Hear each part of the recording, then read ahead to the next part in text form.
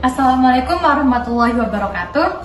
Tahukah kamu, kata ekonomi berasal dari bahasa Yunani, yaitu oikonomia yang berarti manajemen rumah tangga. Kata oikonomia sendiri berasal dari kata oikos yang berarti rumah tangga dan juga nomos yang berarti peraturan dan hukum. Tapi apakah ekonomi hanya membahas seputar kegiatan rumah tangga saja? Lalu bagaimana sih sebenarnya ilmu ekonomi itu? Yuk kita cari tahu.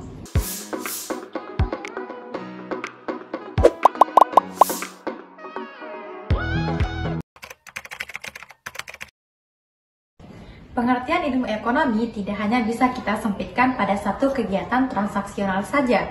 Para ahli ekonomi memiliki pemahaman masing-masing mengenai apa yang dimaksud dengan ekonomi. Di antaranya ada Richard Gillespie, mengatakan bahwa ilmu ekonomi adalah ilmu yang mempelajari pemanfaatan sumber daya langka untuk memenuhi keinginan manusia yang tidak terbatas. Selanjutnya, Adam Smith mengatakan ilmu ekonomi adalah ilmu yang mempelajari perilaku manusia dalam mengelola sumber daya terbatas dan tidak terbatas untuk mencapai tujuan tertentu dalam hidupnya.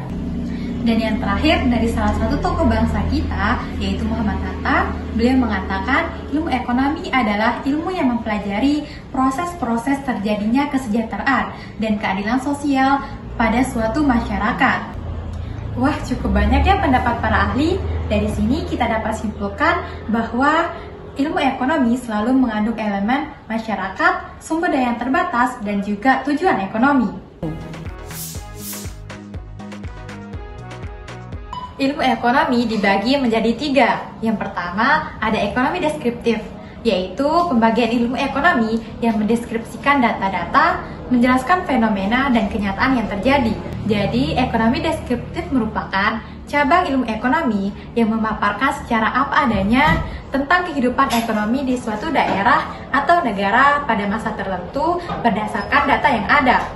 Yang kedua, ada teori ekonomi, yaitu pembagian ilmu ekonomi yang memberi penjelasan secara sederhana mengenai cara sebuah sistem ekonomi bekerja, serta ciri-ciri yang sangat penting di dalam ekonomi.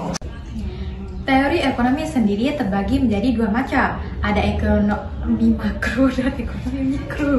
Pada ekonomi makro, kita mempelajari mekanisme kerja perekonomian secara keseluruhan sebagai sistem. Hal yang diteliti meliputi tingkat pengangguran, pendapatan nasional, tingkat pertumbuhan ekonomi, inflasi dan deflasi, hingga tingkat harga. Pada ekonomi mikro, kita mempelajari perilaku pelaku ekonomi, baik individu maupun perusahaan, dalam membuat keputusan untuk mengalokasikan sumber daya yang terbatas. Misalnya, seperti menentukan harga untuk satu barang tertentu. Dan yang ketiga adalah ekonomi terapan, yaitu cabang ilmu ekonomi yang menggunakan hasil teori ekonomi untuk menjelaskan fakta-fakta yang dikumpulkan ekonomi deskriptif.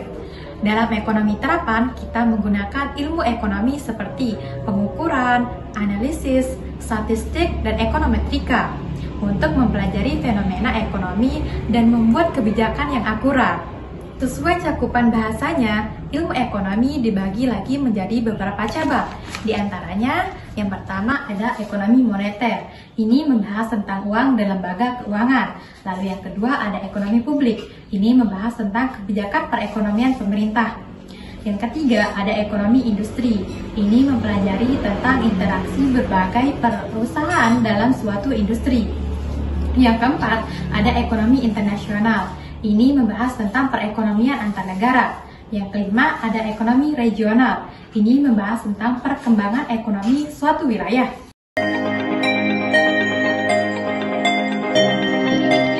Untuk memiliki usaha dalam dunia bisnis, penting untuk memahami prinsip-prinsip ekonomi. Lalu, apakah yang dimaksud dengan prinsip ekonomi ini? Prinsip ekonomi terbagi menjadi 3 jenis menurut kegiatannya. Yang pertama ada produksi, yang kedua distribusi, dan yang ketiga konsumsi. Prinsip ekonomi produksi adalah dasar berpikir untuk menghasilkan barang atau jasa sebanyak-banyaknya dengan biaya produksi dan pengorbanan tertentu. Atau bisa juga biaya produksi dan pengorbanan yang serendah-rendahnya diperoleh barang atau jasa tertentu. Penerapan prinsip ekonomi produksi adalah sebagai berikut.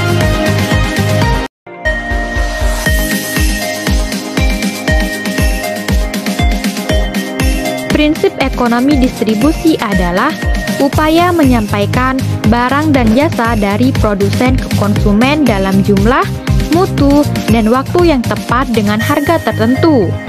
Penerapan prinsip ekonomi distribusi adalah sebagai berikut.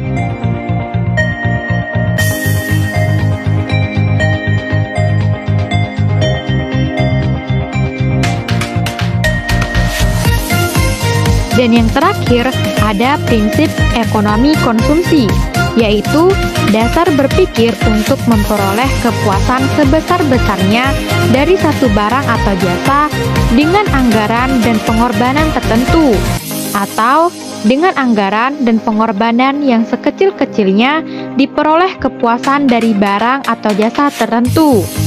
Penerapan prinsip ekonomi konsumsi adalah sebagai berikut.